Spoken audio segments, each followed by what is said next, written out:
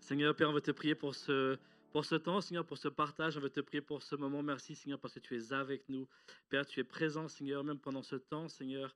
Et on veut te louer, on veut t'adorer, Seigneur, que tu puisses parler encore à nos cœurs ce matin, que tu puisses toucher, Seigneur, notre âme, que tu puisses toucher, Seigneur, nos pensées, que tu puisses toucher nos corps ce matin avec ta parole, qu'elle puisse rentrer, Seigneur, en nous et qu'elle puisse faire son effet. Amen. Amen. Cette semaine, quand je préparais, même la semaine dernière, quand je préparais euh, ce partage, on va pas être très long ce matin, vous inquiétez pas, le poulet ne devrait pas normalement griller, ça devrait bien se passer. Manu a pris beaucoup de place, mais il m'en laisse un peu, donc ça va. Tu as pris ta place. Amen. Et ce matin, on va parler de prendre sa place, justement, c'est super. Quand je préparais cette semaine, je suis tombé sur un texte d'une pasteur qui n'est pas sur la région parisienne, qui est sur la région, je crois, de mémoire, qui est en Alsace, si je ne me trompe pas, qui s'appelle Pastor Joe, qui est une influenceuse chrétienne. Et puis j'ai trouvé son texte très pertinent. On va voir si j'arrive à... Super. Si le diable devait avoir une note en théologie, je lui donnerais un 20 sur 20. Il sait répondre à toutes les questions et sait que les informations sont justes. Mais en revanche, pour la partie pratique, je lui mettrai un 0.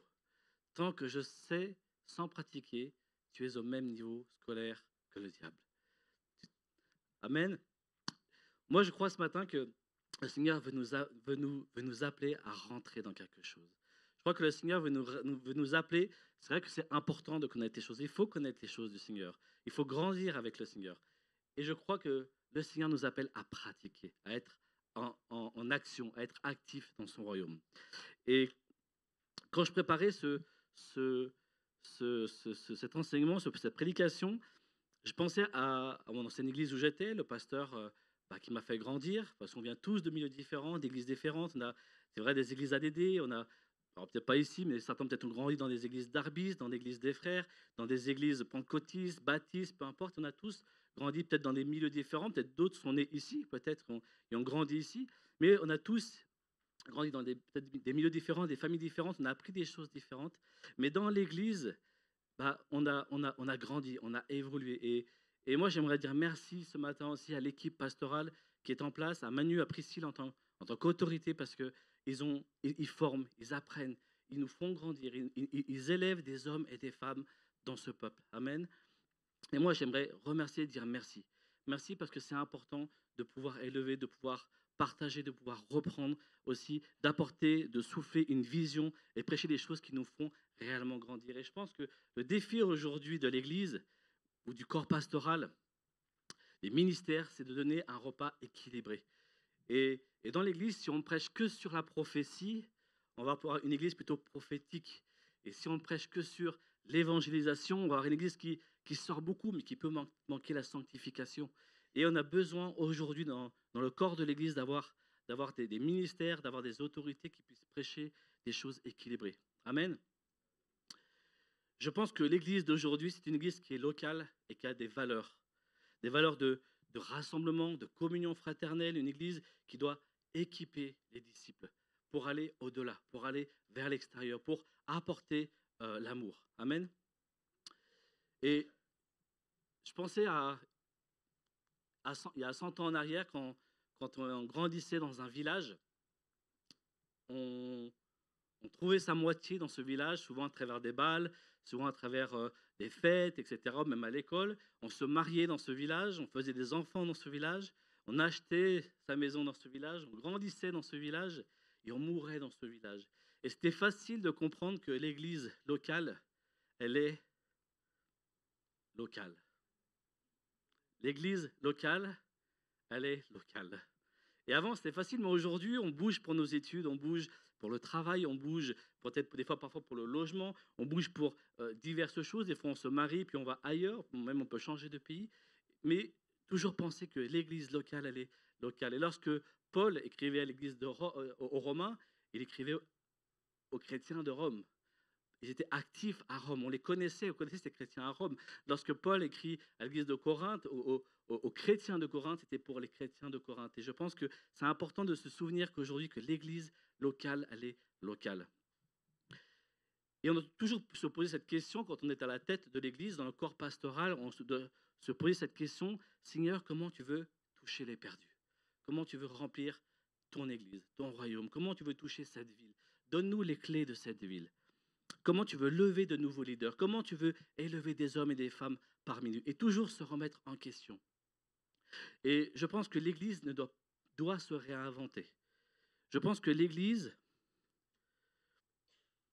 doit se réinventer parce que notre société constamment se réinvente. La société constamment, elle bouge, elle est en mouvement. D'accord? Je pense que le contenant, l'église locale, le bâtiment, la louange n'est plus la louange. Tout à l'heure, Manu parlait des vieux chants. C'est vrai que les chants d'il y a 15 ans, 20 ans, 30 ans sont différents de ceux d'aujourd'hui, même si on les réutilise parfois. Mais les chants sont différents, la louange est différente. À l'époque, la batterie était un instrument diabolique. La guitare électrique était un instrument diabolique. Et l'Église, elle se réinvente. La société se réinvente. Le contenant doit se réinventer, doit s'adapter à la société. Mais le contenu, la parole, elle reste la même. Amen. Le contenu, elle reste la même depuis 2000 ans. Amen. Dieu veut sauver. Dieu veut confronter dans la vérité. Dieu veut reprendre. Dieu nous change par son amour. Dieu veut ramener tous et toutes dans son chemin, dans la vérité. L'Église, c'est vrai que quand je préparais cette prédication, l'Église, elle n'est pas parfaite. La famille, elle n'est pas parfaite. Moi, j'ai des frangins, je me dis, mais pourquoi est-ce qu'ils ne sont pas comme moi? Je suis un super frangin, mais ils ne sont pas comme moi. Mais c'est pas grave, je suis obligé de les aimer comme ils sont. On ne leur donnera pas la prédication, hein. Mais je suis obligé de les supporter tels qu'ils sont et de les aimer tels qu'ils sont. Amen. L'église locale, c'est une famille. Mon frère, ma sœur, ce matin, j'ai envie de te dire, tu es obligé de me supporter. Et je dois te supporter. Parce que nous sommes une famille. L'Église n'est pas parfaite. La famille n'est pas parfaite. Nos enfants ne sont pas parfaits. Nos parents ne sont pas parfaits. Et souvent, c'est vrai que dans nos familles, on peut trouver des fois des déchirures, des blessures liées à la tante, à l'oncle, aux parents, aux enfants, aux petits-enfants. Mais on doit se pardonner. Et encore plus quand on est chrétien et qu'on appartient à la même famille. Amen. Ce matin, Manu a donné une parole sur le fait que tu étais blessé, je crois de mémoire, que tu as besoin de pardonner, etc. Et je crois que tu es mon frangin, tu es ma frangine, je suis ton frangin. Nous ne sommes pas parfaits, nous avons besoin d'être ensemble, d'être unis ensemble en tant qu'église locale. Et on a la chance, vous savez, il y a des églises où le pasteur il prêche tous les dimanches, ou 90% du temps. Je connais des églises où le pasteur il prêche tout le temps. Et on a la chance dans cette assemblée, je pense, d'avoir une équipe pastorale, d'avoir aussi un couple pastoral, un couple apostolique qui élève des gens, qui prêche les mardis, qui prêche les dimanches. Et ça, c'est tellement important d'élever une nouvelle génération, d'élever des jeunes, des moins jeunes qui vont se lever pour prêcher l'évangile. Amen. Et dans cette assemblée, des fois, on te prend, on te guide, on te met sur le bon chemin, on te met sur le bon rail. Amen. Quand des fois ça ne va pas, on te reprend avec amour, on te dit des choses quand ça ne va pas. Parce que l'église locale, c'est aussi un lieu d'accueil, c'est un lieu aussi d'amour, c'est un lieu d'apprentissage. On n'est pas parfait, et heureusement qu'on n'est pas parfait, parce qu'on se rapproche un peu plus chaque jour à l'image de Christ. Et le thème de ce matin, de mon message, c'est être une église pour aujourd'hui. Quand j'ai rejoint cette église il y a à peu près 9 ans, je connaissais déjà cette église avant, mais le Seigneur m'a amené ensuite à venir ici par la suite. Et quand je vois l'église qui était là avant, et même l'église, quand Manu a repris l'église, elle a tellement évolué, elle a tellement grandi. En bien, je vous rassure, heureusement, hein. Mais elle a tellement évolué, elle a tellement grandi dans plein de choses, dans plein de domaines. Aujourd'hui, il y a des choses qui se passent, il y a des choses en mouvement dans cette assemblée, qui étaient différentes il y a 9, 10 ans, 11 ans en arrière. Notre église est comme ça aujourd'hui. Mais la question que j'aimerais te poser ce matin, c'est comment elle sera en 2035? Comment elle sera en 2045? Comment elle sera en 2055? Est-ce que Manu sera encore là? Peut-être pas en 2065. Qu'en 2035, il sera là? Je ne sais pas non plus, on ne sait pas. Comment sera l'Église dans 10 ans? Comment est-ce que l'Église va évoluer? Comment le monde va évoluer? Et je pense que l'Église doit être à l'image aussi, non pas à l'image de la société, mais l'Église doit aussi évoluer afin de toucher notre société. Le contenant doit évoluer, le contenant évolue, mais le contenu n'évolue jamais. Le contenu reste le même. Amen. Et c'est important que de garder ce contenu. L'Église, c'est vrai que l'Église a évolué, les gens évoluent, les gens changent, les gens parfois même bougent. Le contenant change, le contenu reste le même. Et c'est important de transmettre aussi à la nouvelle génération, dans 10 ans, dans 20 ans, dans 30 ans, les valeurs de l'Église, les valeurs que nous avons reçues dans cette assemblée. Amen. Et Paul nous dira dans 2 Timothée 2, « Et ce que tu as entendu de moi, en présence de beaucoup de témoins, confie-le à des hommes fidèles, qui soient capables de l'enseigner aussi à d'autres. » Et notre Église, je le pense sincèrement quand je préparais cette prédication, je pense que notre Église, sincèrement, est une Église pour aujourd'hui, qui cherche à répondre aussi aux besoins de la société, qui est présent aussi dans la société. Bien sûr, on a encore besoin d'évoluer toujours plus, on doit toujours encore tendre vers encore plus loin, mais je pense que nous sommes une Église pour aujourd'hui. Et c'est vrai que c'est un vrai défi d'évoluer en restant le même. L'Église doit évoluer tout en gardant son contenu. Et on va le voir ce matin que l'Église, depuis 2000 ans, elle a évolué, mais elle est restée la même. Et je pense que notre Église, elle est semblable à une Église aussi qui est dans la Bible. Et on le verra un peu plus loin.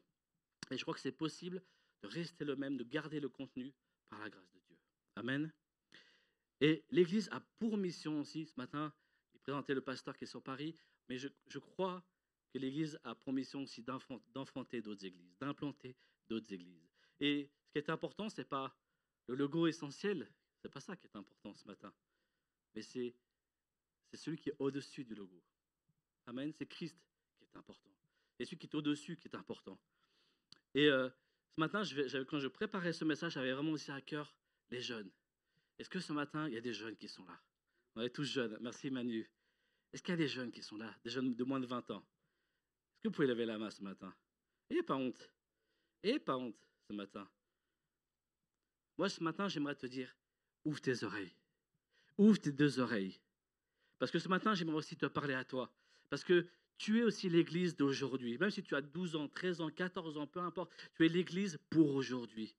Vous savez, quand j'ai commencé dans mon ancienne église à reprendre le groupe de jeunes, j'avais 18 ans. On était, je le dis souvent, on était 3. Et j'avais tellement... Non, pardon, j'avais 20 ans, parce que j'étais de 18 à 20 ans, j'étais à Jésus Révolution. Et quand je suis revenu à 20 ans, j'ai repris le groupe de jeunes. On était 3 quand on a commencé. Petite église de 15 personnes, on n'était pas nombreux. Et j'ai repris ce groupe qui n'existait pas. Finalement, il n'y avait pas de groupe de jeunes, mais j'ai commencé à rassembler parce que je voulais voir une nouvelle génération dans cette petite assemblée. À commencer à prier, commencer ensemble à prier de toutes nos forces, tout ce qu'on pouvait pour que le Seigneur ramène des âmes. On n'était que 3. On a commencé à faire des choses, on a commencé à ramener nos amis à travers des repas, simplement, juste des repas, même pas à prêcher l'évangile. Et à chaque repas, on commençait à dire, bah tiens, nous on est chrétiens, on va juste prier pour le repas. C'est tout. On faisait des choses simplement. On ne prêchait pas l'évangile, mais juste on voulait qu'ils comprennent qui on était. Et on a commencé simplement à prier au repas, hop, et puis ensuite le repas se déroulait. Et au bout de 3 ans, on était 15 jeunes. Et j'aimerais te dire ce matin que Dieu t'appelle aussi. Dans 10 ans, où est-ce que tu seras? Il y a 10 ans, j'avais 28 ans. 28 ans, je n'étais pas marié, je n'étais même pas encore arrivé ici. J'étais dans un petit appartement. Ma vie professionnelle n'était pas stable. Et j'aimerais te dire aujourd'hui que où tu seras dans 10 ans. Et moi, je crois et je veux proclamer sur ta vie que dans 10 ans, tu seras au service du Seigneur. Amen. Et tu as ta place aujourd'hui dans l'église. Ouvre tes oreilles ce matin, parce que tu as ta place ce matin. Et ce n'est pas nous qui construisons l'église, mais c'est l'Esprit à travers nous.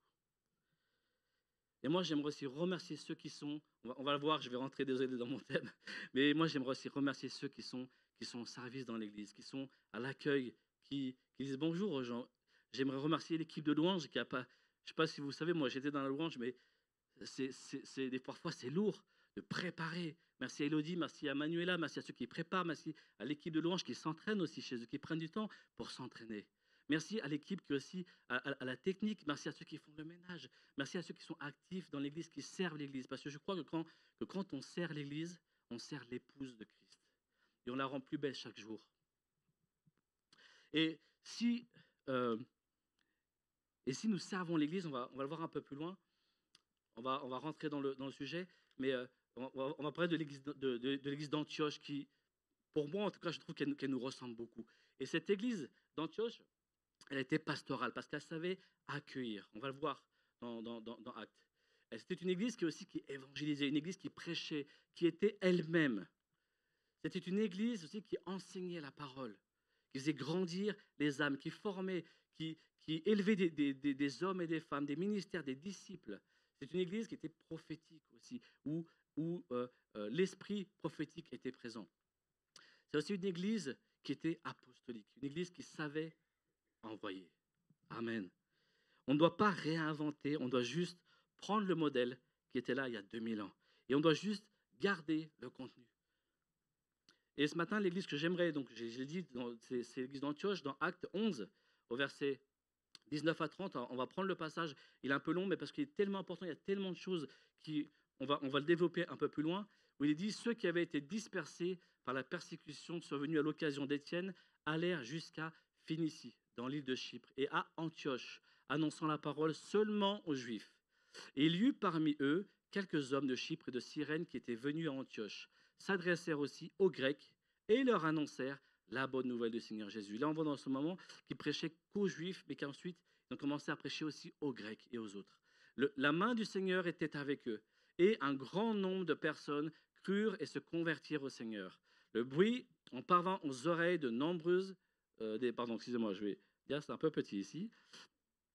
Le bruit en parvint aux oreilles des membres de l'église de Jérusalem, et ils envoyèrent Barnabas jusqu'à Antioche. Lorsqu'il fut arrivé et qu'il eut vu la grâce de Dieu, il s'en réjouit. Il les exhorta tous à rester d'un cœur ferme, attachés au Seigneur. Car c'était un homme de bien, plein d'Esprit Saint et de foi. Et une foule assez nombreuse se joignit au Seigneur. Barnabas se rendit ensuite à Tars pour aller chercher Saül. Je parlais d'élever aussi les autres. Barnabas a élevé Saül.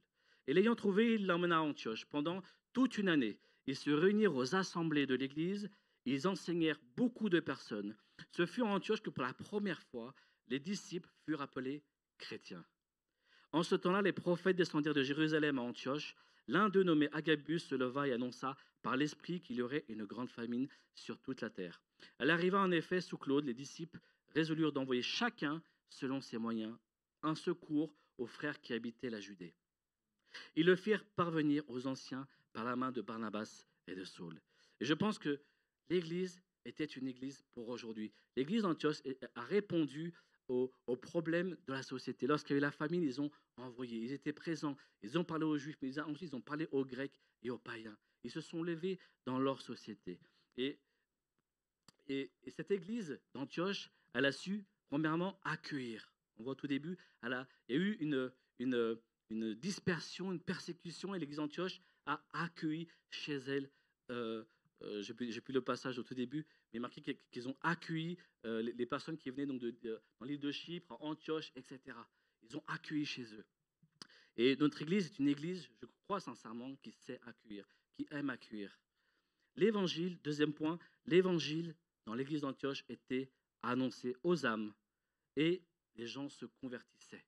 Ils venaient à Christ par le biais de la puissance, mais aussi par le biais de l'annonce de l'Évangile. Troisième point, ils étaient unis d'un cœur ferme.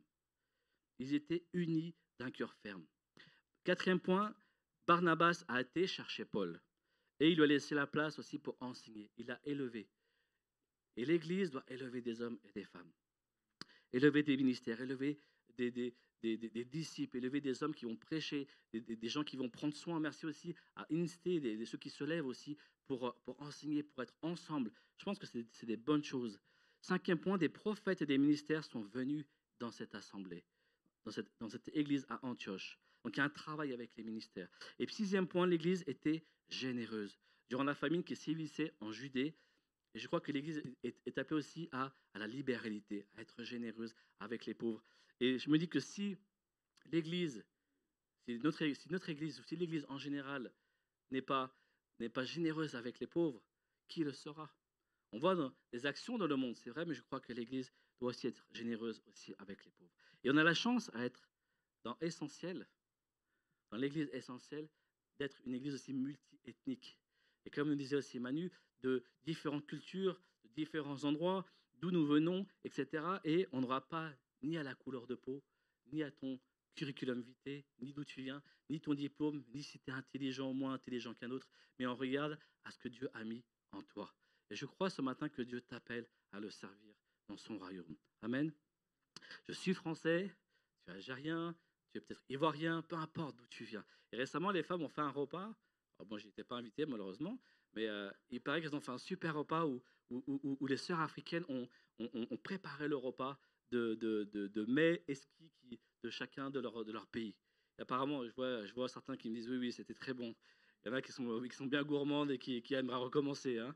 Donc, et nous venons chacun de lieux différents, de pays différents, de cultures différentes. Et le Seigneur nous appelle ensemble à être unis. Peu importe d'où nous venons, peu importe notre culture, nos couleurs de peau, notre diplôme, etc., notre vécu, mais il nous appelle à vivre dans l'unité. Nous sommes enfants, nous l'avons chanté ce matin, nous sommes frères et sœurs, nous sommes enfants de Dieu, héritiers du grand roi. Amen. Et tu as l'obligation, comme j'ai dit tout à l'heure, mon frère et ma sœur, de me supporter. Et moi, je t'aime de tout mon cœur. Et dans une famille, comme je disais, on ne choisit pas son frangin, on ne choisit pas sa famille. Mais moi, je voudrais te dire quelque chose ce matin, mon frère, ma sœur. Moi, je suis fier de cette église. Moi, j'aime tellement cette église. Quand je parle de cette église, bien sûr, tout n'est pas rose, tout n'est pas tout beau. Bien sûr qu'il y a des choses parfois qu'on aimerait que ça évolue et que ça change. Mais je suis tellement fier de cette église, de notre assemblée, de qui nous sommes en Christ, des valeurs que nous portons. Je t'ai établi pour être la lumière des nations, pour porter le salut jusqu'aux extrémités de la terre. Et je crois que ce sont des valeurs que notre église porte. Et comme je disais ce matin, l'église locale, elle est locale. On peut le redire ensemble, l'église locale, elle est Amen. Et nous devons nous supporter les uns les autres. Localement. Amen. Colossiens 3, versets 13 à 16. Supportez-vous les uns les autres. Et s'il a un sujet de se plaindre de l'autre, pardonnez-vous réciproquement. De même que Christ vous a pardonné, pardonnez-vous aussi. Mais par-dessus toutes ces choses, revêtez-vous de la charité qui est le lien de la perfection. Et que la paix de Christ à laquelle vous avez été appelés pour former un seul corps règne dans vos cœurs et soyez reconnaissants. Que la parole de Christ habite parmi vous abondamment. Instruisez-vous, exhortez-vous les uns les autres en toute sagesse, par des psaumes, par des hymnes, par des cantiques spirituels, chantant à Dieu dans vos cœurs sous l'inspiration de la grâce. Amen. Et on ne regarde pas à ce qui nous différencie, mais on doit ni à ce qui nous sépare, mais on doit regarder à ce qui nous unit. Et ce qui nous unit ce matin, c'est Christ. Amen. Et j'aimerais te dire ce matin que l'Église n'est pas optionnelle, mais elle est essentielle. Amen. L'Église n'est pas optionnelle, merci, mais elle est essentielle. Amen. Tu as besoin de l'Église pour grandir. Tu as besoin de moi, mais j'ai aussi besoin de toi. Je me souviens d'un frère qui est parti à Madagascar, Rizza, qui disait souvent, c'est un verset dans Proverbe 27 qui disait « Le fer aiguise le fer ». Le fer aiguise le fer. Même si Rizza est loin de nous, il est l'accord de la famille, on parle encore de lui. Il a laissé aussi des traces et des choses dans l'assemblée. L'aiguise, le fer aiguise le fer. Nous sommes faits, quand tu as été racheté par Dieu, tu es de la même nature que Dieu. Et nous sommes tous les deux de la même nature. Et si toi et moi, on ne s'aiguise pas, si on ne se frotte pas l'un à l'autre, avec qui est-ce que tu vas t'améliorer? Avec les gens du monde qui ne sont pas faits de la même nature? Quand tu es dans la famille, nous avons besoin les uns les autres de se frotter. Bien sûr, nous ne sommes jamais d'accord les uns les autres. Bien sûr, nous avons des avis différents. Un jour, un grand entraîneur, je ne sais pas si c'est un grand entraîneur pour certains, mais je crois que c'était Raymond Domenech qui disait qu'en France, il y a 60 millions d'entraîneurs, 60 millions d'avis différents. Nous sommes tous différents. C'est vrai. Mais nous avons besoin les uns les autres, dans la famille du corps de Christ, de se frotter les uns aux autres. Et l'église d'Antioche était comme ça. Ils étaient ensemble localement. Ils ne prêchaient pas, au départ, ils prêchaient qu'à eux. Ils étaient entre eux avec les Juifs. Mais ensuite, ils ont prêché aussi au monde. Et Dieu nous appelle à ouvrir le salut à tous. Jésus a ouvert le salut à tous. Il t'a racheté, tu n'es pas juif. Ça ne me semble pas. Comment je ne suis pas juif? Et Jésus a ouvert le salut à tous. Et nous devons prêcher à tous et toutes. Et l'Église est devenue et doit devenir une Église pertinente pour notre société. Aujourd'hui, on entend des choses, mon enfant va rentrer à l'école, et des fois j'entends des parents qui me disent, mais j'ai tellement peur de ce qu'on va leur enseigner. Et moi, je n'ai pas peur parce que je sais ce qui est dans son cœur. Je sais ce que Dieu, les valeurs que Dieu nous a données et que nous, on lui transmet. Et l'Église, notre société doit être pertinente pour cette société qui divague aujourd'hui. Nous devons avoir un impact dans notre pays, un impact. Nous devons nous lever en tant que chrétiens aussi, là où nous sommes. Et je pense que le lieu de mission, elle commence devant ton paillasson. Et je suis en forme ce matin. Dans 3 jours, c'est mon anniversaire, alors je suis en forme. C'est pour ça. J'espère que vous penserez à moi. Mais le lieu de mission commence devant ton paillasson. Et c'est vrai, notre lieu de mission, là où Dieu nous a appelés, c'est ici, c'est avec nos voisins, c'est avec notre lieu de travail, avec nos amis, avec notre famille. Vous savez, il n'y a pas très longtemps, il y a à peu près même moins d'un an, peut-être 6, 8 mois, j'ai prêché pour la première fois à mon beau-père. Personne ne lui avait prêché l'évangile. Personne ne lui avait prêché l'évangile. Parce que parfois, dans notre famille, on ne sait pas comment aborder les choses. Mon époux savait pas trop. Il savait qu'il était chrétien, bien sûr, il savait, il était là au mariage. Il savait, mais j'ai prêché réellement l'évangile, qui j'étais, mon témoignage. Maintenant, il sait. Il sait, maintenant, il connaît la chose. Et je crois que Dieu nous appelle, là où nous sommes, dans notre famille, dans nos amis, localement aussi, à travers notre travail, à être des témoins, des disciples réels. Et une des caractéristiques de l'Église d'Antioche, c'est qu'elle a été centrée sur Jésus et conduite par l'Esprit. Elle a été passionnée de vivre l'amour de Jésus. Acte 11, versets 23-24, on a lu, « Lorsqu'il fut arrivé et qu'il eut vu la grâce de Dieu, il s'en réjouit. Et il les exhorta tous à rester d'un cœur ferme, attaché au Seigneur, car c'était un homme de bien, plein d'Esprit Saint et de foi. Et une foule assez nombreuse se joignait au Seigneur. » C'était une église qui agissait, une église qui était là, ensemble. Et quand je préparais ce message, je suis tombé sur une citation qui m'a fait un peu rire, mais qui, je pense, est parfois réelle dans notre église. C'est une citation d'Augustin, qui était un moine, enseignant, prédicateur de l'évangile, qui disait que dans l'essentiel, alors c'est pas un jeu de mots, pardon encore, désolé, mais c'est sur ça que je suis tombé, mais dans l'essentiel, l'unité. Dans le non-essentiel, la liberté. Et en toute chose, l'amour. Et ça me rappelle un passage de Paul qui disait, là où nous sommes d'accord, avançons ensemble. Et pour le reste, le Seigneur vous convaincra. Et je crois sincèrement que parfois on se déchire dans l'église pour pas grand-chose, un peu pour des broutilles. Et parfois, on a besoin simplement d'être unis dans l'essentiel, parce que nous devons être unis à Christ, pour Christ. L'église d'Antioche, c'est une église pour aujourd'hui, qui doit répondre aussi en tant qu'église. Parfois, on est un peu égoïste. On pense à nous-mêmes, à notre besoin, à dire « Ah, je ne suis pas très bien ici, je vais changer d'église, je vais aller voir ailleurs. » Mais je pense que l'église, c'est toi, c'est moi, tu es une pierre. Et l'église ne doit pas être égoïste. Nous devons justement regarder le monde. Et le monde a besoin de voir que nous sommes une église unie, une église pleine d'amour les uns pour les autres. Amen.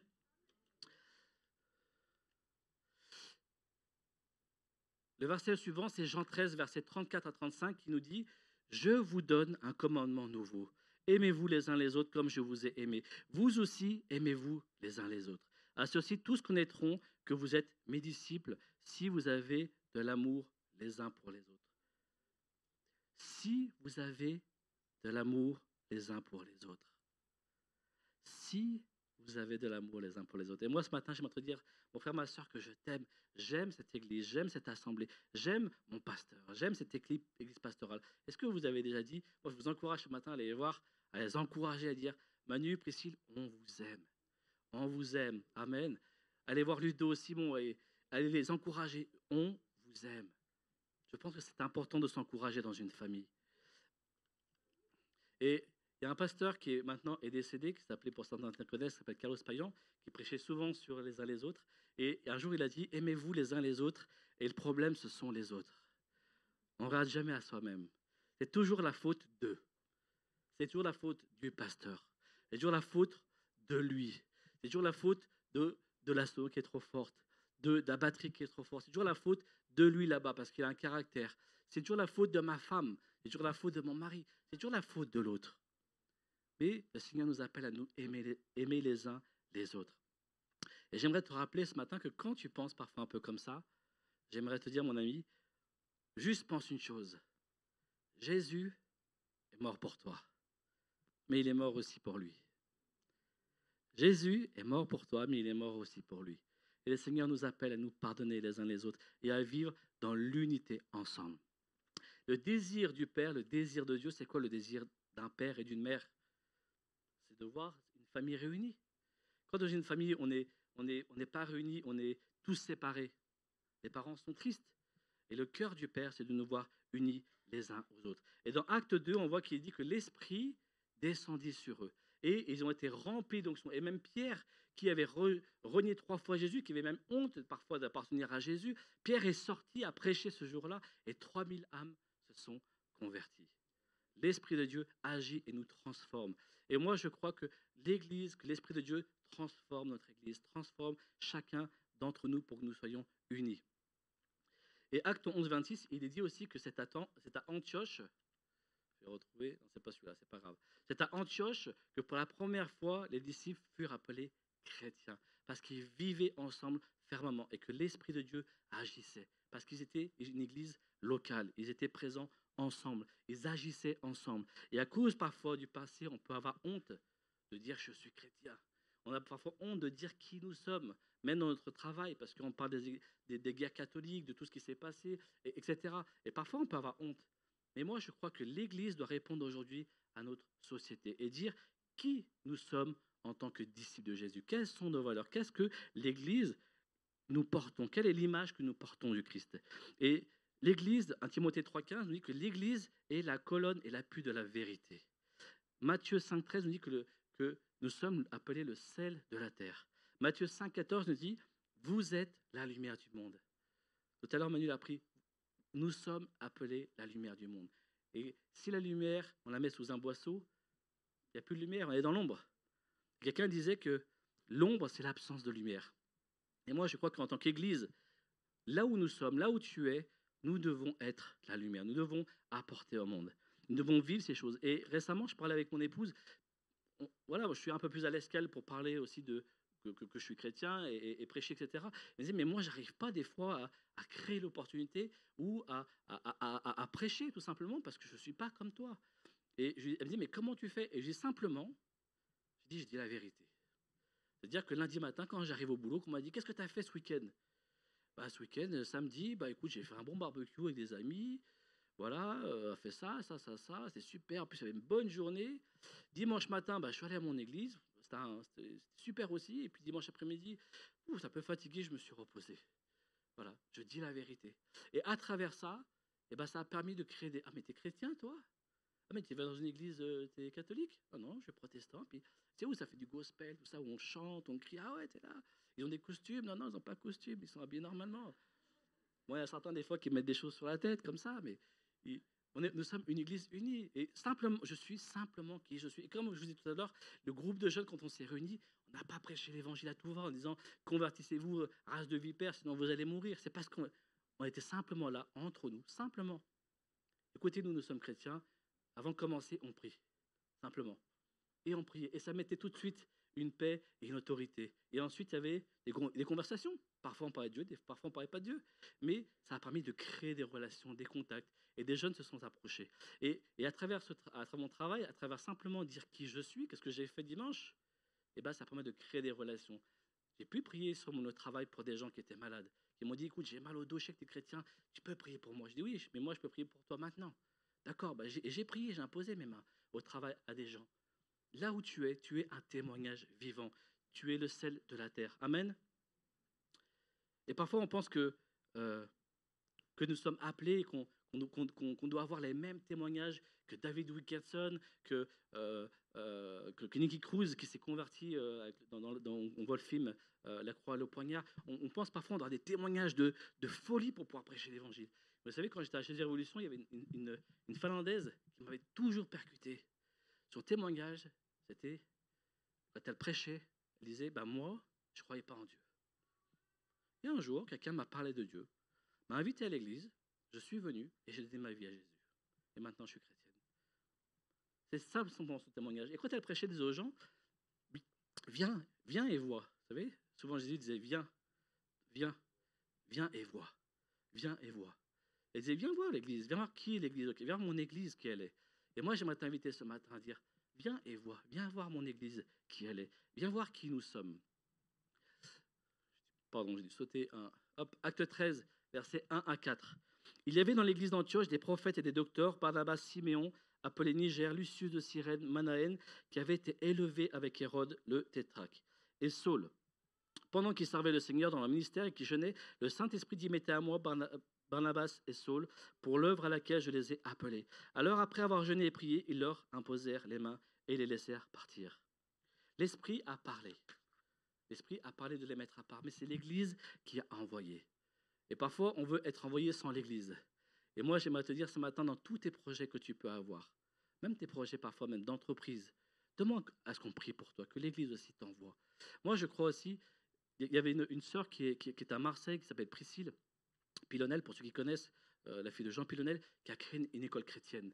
Et elle a demandé à ce que l'Église prie pour elle et qu'on la soutienne aussi dans la prière et si possible financièrement. Et l'Église a pris, l'Église l'a soutenue. Et maintenant, ils ont une école depuis au moins 15 ans, une école chrétienne. Et il y a beaucoup de non-chrétiens qui viennent dans cette Église, et même des non-musulmans. Et moi, je crois que Dieu, parfois on pense toujours au ministère, on pense toujours que Dieu veut nous appeler dans le ministère. Oui, peut-être, mais on a aussi parfois besoin, comme je crois que c'est au Tchad, qu'il y a aussi l'orphelinat. Parfois, Dieu peut nous appeler aussi à impacter notre société à travers des entreprises, à être un témoignage, à être aussi, avoir des écoles chrétiennes, à avoir des choses aussi, à être actifs dans nos quartiers, à être présents là où nous sommes. Et moi, je voudrais t'inviter ce matin vraiment, à dire, Seigneur, quelle est ma place dans cette assemblée? Quelle est ma place dans ce monde? Où est-ce que tu me veux? Parle-moi, Seigneur. Guide-moi.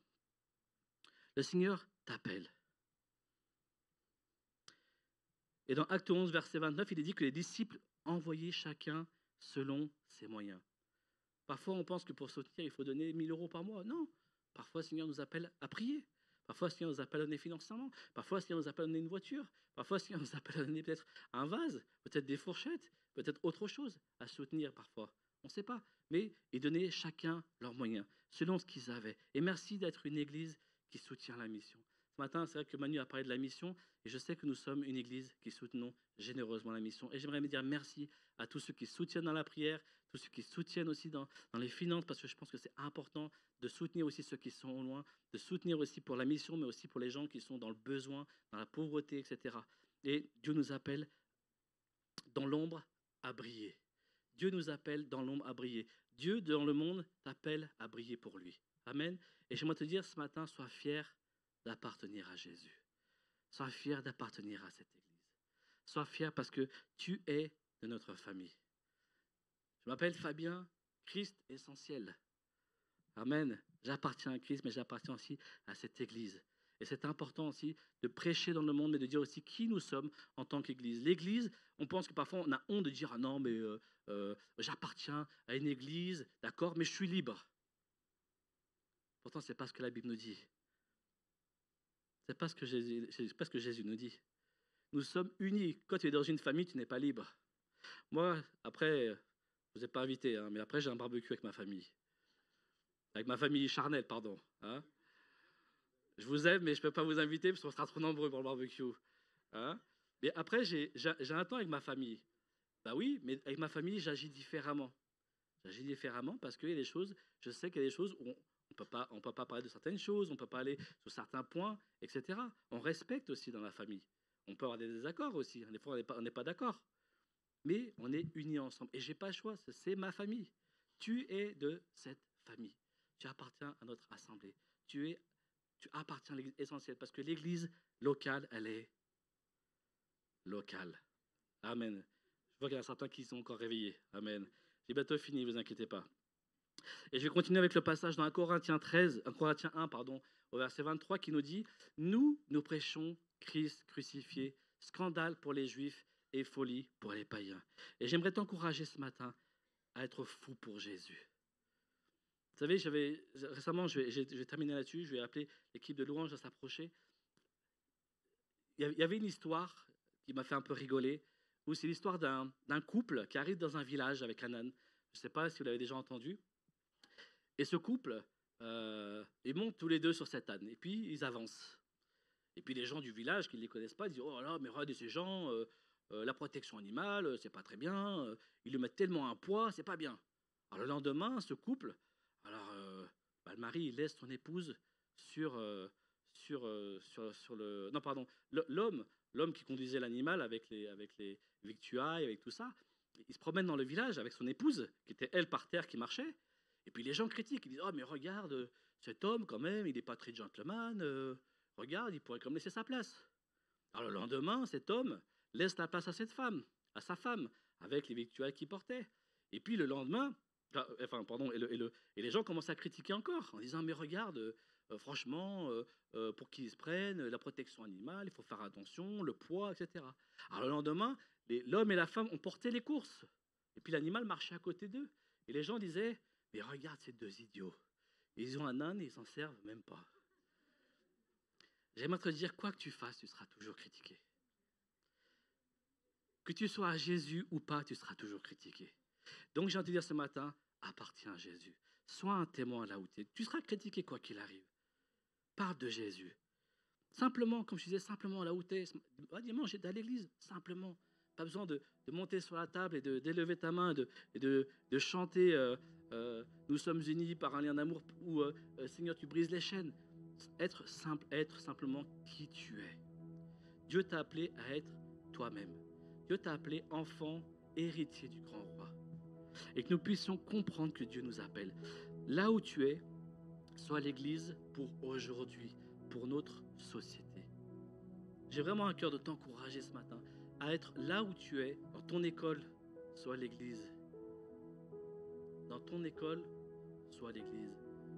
Oui, c'est vrai, on entend parfois que non, mais tu n'as pas le droit de parler de Jésus. Vous savez, moi j'ai toujours parlé de Jésus à l'école. Toujours parlé de Jésus. Alors, bien sûr, je ne criais pas sur la table, mais j'ai toujours parlé de Jésus, même parfois à des professeurs. J'ai jamais eu de problème.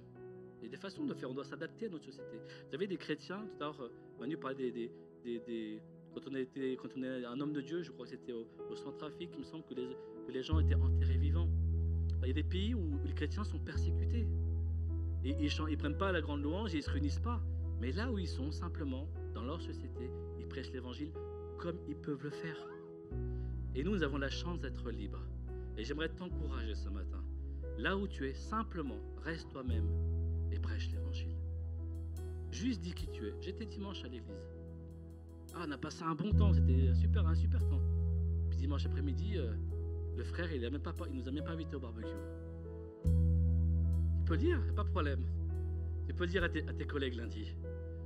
Simplement être comme tu es là où tu es. Tu appartiens à Christ. Tu es héritier du grand roi. Soyons simples. Et parfois, on peut être découragé dans le ministère, on peut être découragé dans notre église, on peut être découragé.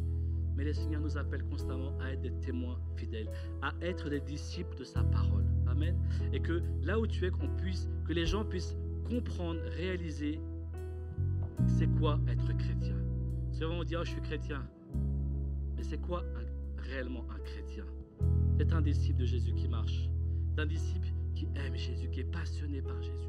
Et pour être passionné, on n'a pas besoin de toujours... Vous savez, moi, j'aime beaucoup l'Olympique Lyonnais. Amen, hier, ils ont gagné. Je ne suis pas un grand passionné. Maintenant, avec le temps, je suis moins passionné. Mais je ne parle pas toujours de foot. Être passionné, c'est pas... On pense qu'il faut toujours parler de Jésus. Non. On peut être juste soi-même, là où tu es. Qui tu es, dans ton école, dans ton village, avec tes voisins. Vous savez, quand je suis arrivé, je le dis souvent, mais quand j'ai déménagé il y a 1 an, dans le lotissement, les papis et les mamies, il n'y a que des papis et des mamies dans le lotissement, ils m'ont dit, depuis que vous êtes arrivé, il y a une paix dans ce lotissement. Non, j'ai rien fait. Et ça, c'est le président, avec son voisin, de papy, qui me disait, depuis que vous êtes arrivé, c'est bizarre, mais il y a comme une paix. Amen. J'ai dit, super. Et ils ne savent pas que je suis chrétien. Enfin, ils ne savaient pas à l'époque, maintenant ils le savent. Mais à l'époque, ils ne le savaient pas encore. Mais là où on est, on rayonne. La paix est sur nous. Christ est sur toi. Et Dieu t'appelle. Dieu t'appelle à rayonner là où tu es. Mais nous devons être aussi ensemble dans l'église. Parce que c'est là où tu grandis, c'est là où tu vas apprendre, c'est là où Dieu va t'élever, c'est là où Dieu va te servir. Et comme je disais aussi, parfois on n'ose pas servir, on n'aime pas servir. Parce qu'il faut se lever tôt le matin pour aller à l'église. Déjà que je me lève tôt, 9h30, encore faire la louange, s'occuper t'occuper du groupe des enfants pour préparer. Mais quand tu sers aussi dans l'église, tu apprends des choses. Et quand tu sers l'église, tu sers l'épouse de Christ. Et moi, je ne vais pas faire d'appel, après je laisserai la passer un menu, mais ce matin, j'aimerais juste simplement, là où tu es, de lancer un défi ce matin. J'aimerais juste là où tu es, que tu puisses dire, ok Seigneur, même pas besoin de te lever, peu importe. Mais tu peux juste lever la main pour dire, Seigneur, ok, j'ai entendu ton appel. Seigneur, donne-moi l'opportunité tous les jours de pouvoir peut-être prêcher. Ou peut-être, Seigneur, j'ai pas la foi pour tous les jours, mais là où tu me places toutes les semaines, que je puisse être un bon témoignage. Ou peut-être tous les mois, ou une fois par an, peu importe, selon ta foi. Mais juste dire, ok Seigneur, j'ai entendu ton appel ce matin, et là où je suis, Seigneur, là où tu m'as placé dans ma famille, dans mes amis, dans mon école, dans mon travail, là où tu m'as placé, Seigneur, donne-moi cette opportunité selon ta foi. Que tu puisses dire, Seigneur, ce matin, je veux être un témoignage de toi. Donne-moi l'opportunité, donne-moi les opportunités de pouvoir dire qui je suis, de pouvoir dire qui tu es, de pouvoir prêcher la bonne nouvelle. Parce que le monde a besoin d'entendre. Qui enverrai-je? Dieu dira à Isaïe, qui enverrai-je? Et ce matin, je crois que le Seigneur t'appelle à dire, ok, les gens que toi tu peux impacter, moi je ne peux pas les impacter. Les gens que toi tu connais, moi je ne les connais pas. Là où tu es, le Seigneur t'appelle à impacter autour de toi. Et simplement, j'aimerais te mettre au défi ce matin. Dire, ok Seigneur, j'ai entendu. Je vais lever ma main, Seigneur, ce matin et te dire, ok, j'ai entendu. Seigneur, donne-moi une opportunité par jour, une opportunité par semaine, par mois ou par an, peu importe. Mais je vais élever ma main, Seigneur, et dire, ok, j'ai entendu ton appel ce matin. Il y a un certain qui veut juste lever leur main et dire, ok, Seigneur, j'ai entendu. Et je veux me lever ce matin pour prêcher ton évangile, là où tu es, selon ce que le Seigneur, selon ta foi, simplement. Dire, Seigneur, moi, je veux lever ma main. Amen. J'ai vu vos mains. Amen. J'ai vu vos mains. Amen. Là où, Seigneur, tu m'as placé, là où tu m'as mis, Seigneur, je peux juste simplement prêcher, selon ta foi. Amen. Alléluia.